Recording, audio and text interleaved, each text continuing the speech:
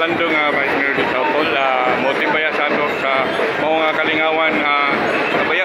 Kabaya Festival. Okay, so Vice, gamay ni mo kami sa iba itong sa ato nga maulanon, mausuagon nga. Oo, yun, maulanon, mapugnahon, pero mainiton ang gugma sa lungsod sa Opol para sa amuang pagsaulog sa Kabaya, ikatulong ang Kabaya Festival. Kabaya, ang meaning sa Kabaya, sa pulong sa Kabaya, ang meaning na kalipay. Sa munang bala nag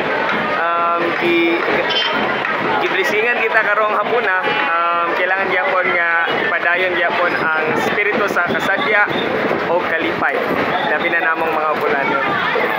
So, unsa mo makasulti sa dili taga Opol basig man ni karon?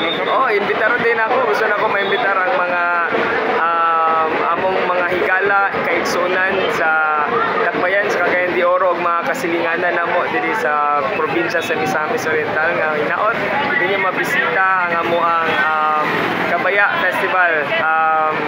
Karon ang amuang tema goes international.